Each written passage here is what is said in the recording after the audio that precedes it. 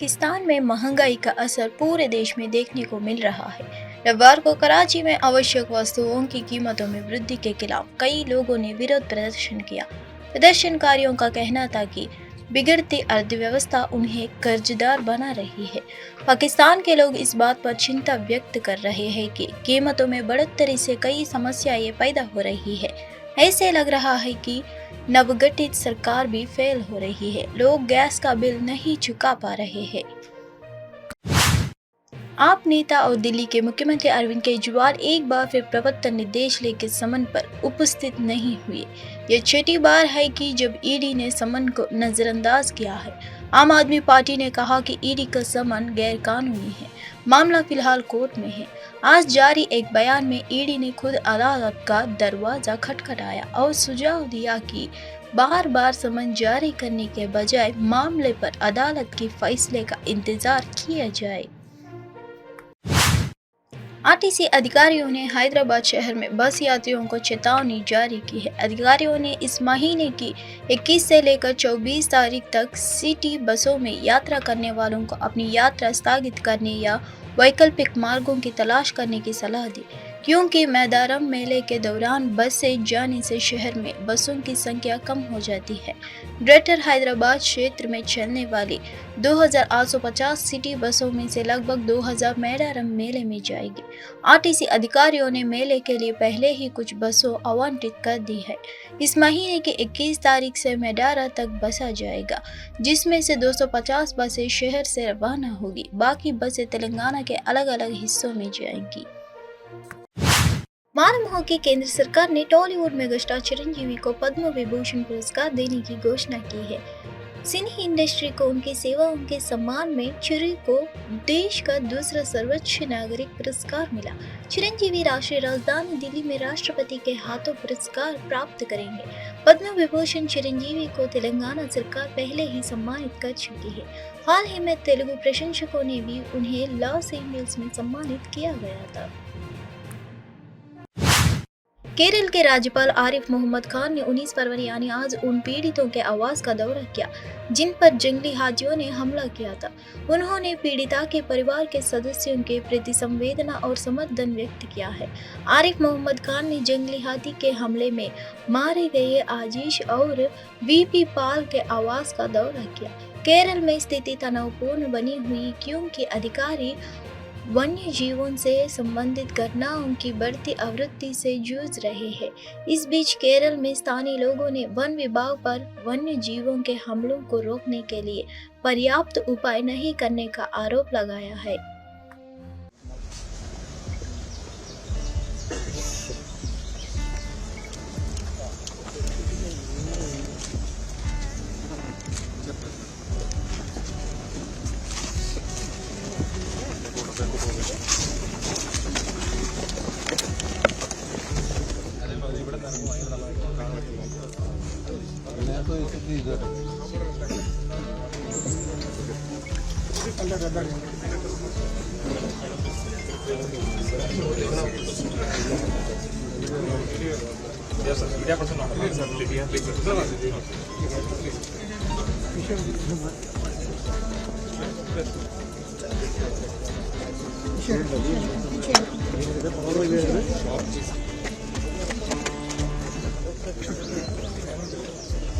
Our concern we had is here, and here the public most of the love animal lovers.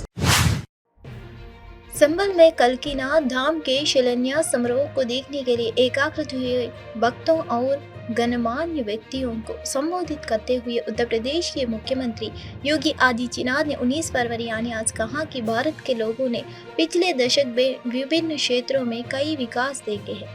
आगे उन्होंने कहा कि देश नए भारत के तहत प्रगति के तट पर आगे बढ़ रहा है। योगी आदित्यनाथ ने कहा, पिछले 10 वर्ष में हमने एक नया भारत देखा है। देश विकास के पद पर आगे बढ़ रहा है। श्री कल्की धाम का निर्माण कांग्रेस से निष्कासित नेता आचार्य प्रमोद कृष्णम की अध्यक्षता में श्री कल्की धाम निर्माण ट्रस्ट द्वारा किया जा रहा है। पीएम मोदी ने 19 फरवरी यानी आज को श्री कल्की धाम की आधारशिला रखी थी। शिलान्यास समारोह में कई संत, धार्मिक नेता और अन्य गणमान्य व्यक्ति की शामिल की है। केदारपुरी और बद्रीनाथ धाम का पुनरुद्धार का कार्य संपन्न होना, महाकाल में महालोक की स्थापना होना, ये वह नए भारत की तस्वीर है जिस नए भारत में हर युवा की आजीविका की गारंटी भी है और आपकी आस्था की भी गारंटी है। यही मोदी की गारंटी है। भाइयों बहनों, ये आस्था का सम्मान जिन लोगों ने आस्था के साथ लगातार खिलवाड़ किया, वे न आजीविका ही दे पाए और न भारत की आस्था को ही सम्मान दे पाए। आज तो भारत की विरासत भी सम्मानित होती है वैश्विक मंच पर। जब योग को वैश्विक मान्यता मिलती है और 21 जून की तिथि को दुनिया के लगभग 200 देश एक साथ जब भारत के अंदर किसी एक स्थान पर प्रधानमंत्री मोदी जी के नेतृत्व में करोड़ों भारतीय योग की सुविधा के साथ जुड़ते हैं, तो दुनिया के 200 से अधिक देश भी भारत की ऋषि परंपरा के इस प्रसाद के साथ जुड़ते हैं। कुंभ का आयोजन यूनेस्को के द्वारा मानवता के मूर्त सांस्कृतिक धरोहर के रूप में से मान्यता दे। कल्की धाम मंदिर के शिलान्यास समारोह में अपने संबोधन के दौरान श्री कल्की धाम निर्माण ट्रस्ट के अध्यक्ष आचार्य प्रमोद कृष्णम ने कहा, प्रधानमंत्री मोदी, आपके स्वागत के लिए हमारे पास केवल भावनाओं के अलावा कुछ नहीं है। प्रधानमंत्री मोदी 19 फरवरी यानी आज आचार्य प्रमोद को जवाब देते हुए कहा था, उन्होंने कहा था कि हर किसी के पास देने के लिए कुछ न कुछ है, लेकिन मेरे पास कुछ नहीं है। मैं सिर्फ अपनी भावनाएं व्यक्त कर सकता हूँ। प्रमोद जी, अच्छा हुआ आपने मुझे कुछ नहीं दिया, नहीं तो जमाना ऐसा बदल गया कि आज के जमाने में अगर सुदामा श्री कृष्णा को चावल देते और वीडियो सामने आ जाता तो जनहित याचिका दायर हो जाती।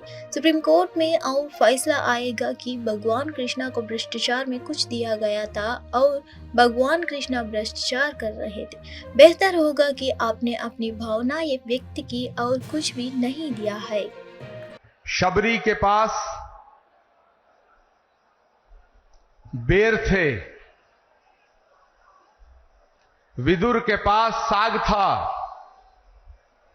लेकिन हमारे पास तो आपका स्वागत करने के लिए सिवाय भावनाओं के पुष्पों के कुछ भी नहीं है। जब वो स्वागत प्रवचन कर रहे थे तब उन्होंने कहा कि हर किसी के पास कुछ न कुछ देने को होता है, मेरे पास कुछ नहीं है, मैं सिर्फ भावना व्यक्त कर सकता हूं। और इसे अच्छा है कि आपने भावना प्रकट की और कुछ दिया नहीं। जिंदगी में कभी कभी ऐसे पल आते हैं जब शब्द खो जाते हैं, वाणी थम जाती है। शबरी के पास बेर थे, विदुर के पास साग था, लेकिन हमारे पास तो आपका स्वागत करने के लिए सिवाय भावनाओं के पुष्पों के कुछ भी नहीं है, कुछ भी नहीं। ये ईश्वर की कृपा है कि उन्होंने इस पवित्र यज्ञ में मुझे माध्यम बनाया है, इस शिलान्यास का अवसर दिया है। और अभी जब वो स्वागत प्रवचन कर रहे थे तब उन्होंने जम्मू और कश्मीर की ग्रीष्मकालीन राजधानी श्रीनगर में 19 फरवरी यानी आज भारी बारिश हुई। लंबे समय तक शुष्कता के बाद श्रीनगर की मिट्टी सुबह भीग गई, जिससे मैदानी इलाके सर्दियों की फसलों की हटाई के लिए उपयुक्त हो गए।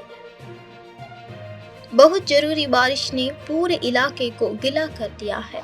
शहर और मौसम सर्द बना दिया। स्थानीय लोग खुश हैं क्योंकि उन्हें लगता है कि इस बारिश से हवा में शुष्कता कम हो जाएगी और मौसम कुछ समय के लिए नम रहेगा और इससे प्रदूषण को कम करने में भी मदद मिलेगी। एएनआई से बात करते हुए एक स्थानीय ने कहा, काफी समय बाद कल बारिश हुई। इस बारिश से किसानों को फायदा होगा क्योंकि यहाँ सेब के बहुत सारे बगीचे हैं और उनमें बारिश के पानी में कमी है।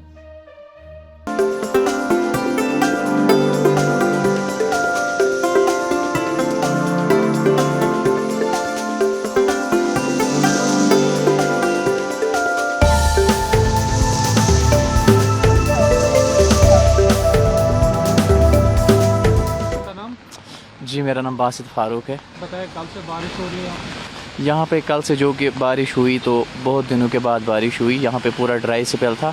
इस बारिश से जो है कि यहाँ पे किसानों को बहुत फ़ायदा होगा क्योंकि बागान है यहाँ पे, एप्पल ऑर्चार्ड्स है, उनमें भी बारिश की बहुत कमी होती थी। तो इससे क्या होगा कि जो ये फार्मर्स है उनको थोड़ी सी जो है राहत मिलेगी और जो है कि इससे मौसम भी बदल जाएगा।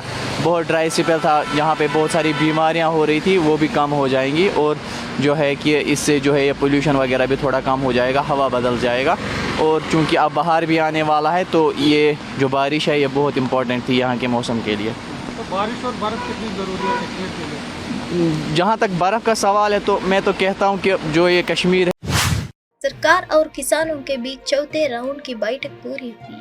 बैठक के दौरान सरकार ने किसानों के लिए एमएसपी से जुड़ा एक नया प्रस्ताव और 5 साल का एक प्लान पेश किया है। इस पर चर्चा करने के बाद किसान 19 फरवरी को अपना फाइनल जवाब देंगे। तब तक किसानों ने अपनी दिल्ली चलो मार्च को फिलहाल के लिए रोक दिया है। ये बैठक चंडीगढ़ सेक्टर 26 के महात्मा गांधी राज्य लोक प्रशासन संस्थान में 18 फरवरी को रात 8:15 बजे शुरू होकर आधी रात को लगभग 1 बजे खत्म हुई है। बैठक में किसान नेताओं के अलावा कृषि एवं किसान कल्याण मंत्री अर्जुन मुंडा, वाणिज्य एवं उद्योग मंत्री पीयूष गोयल और गृह राज्य मंत्री नित्यानंद राय शामिल हुए। पंजाब के मुख्यमंत्री भगवंत मान भी शामिल हुए हैं। समाजवादी पार्टी के राष्ट्रीय अध्यक्ष अखिलेश यादव ने भारत गठबंधन की बैठक में कहा कि अभी कांग्रेस के साथ बातचीत चल रही है और जब सब बात होगी उसके बाद हम कांग्रेस के नेता राहुल गांधी की भारत जोड़ो न्याय यात्रा में शामिल होंगे। बचाने का चुनाव है। ये जो ब्रेकिंग ग्राउंड सेरेमनी है ये आज से 6 महीने पहले क्यों नहीं हुई? अगर इन्होंने बजट में पैसा रखा होता और इनकी जो पॉलिसीज हैं अगर उसके तहत कोई इंडस्ट्रियलिस्ट आना चाहता तो पहले भी आ सकता था। चुनाव आ गया है इसीलिए लगभग 50 लाख बच्चों से परीक्षा लिखवा रहे हैं। चुनाव आ गया है, वोट चाहिए है, इसीलिए ग्राउंड ब्रेकिंग सेरेमनी हो रही है। अभी बातचीत चल रही है, कई दौर में बातचीत हो चुकी है, कई सूचियां उधर से आई, सूची इधर से भी गई। जिस समय सीटों का बंटवारा हो जाएगा समाजवादी पार्टी उनके न्याय यात्रा में शामिल हो जाएगी। कांग्रेस के प्रभारी कह रहे हैं सर कि हम मायावती के संपर्क में है, बातचीत। देखिए उन बातों को मैं नहीं दोहराना चाहता हूं। किसी दल का किससे बातचीत है मैं नहीं दोहराना चाहता हूं। और मीडिया के लोग आप भी सोचो, आप भी पॉलिटिकल पार्टी मत बनो। मैं जब चर्चा सुबह सुबह सुनता हूं, देखता हूं, आपको बजट अच्छा मिलता है।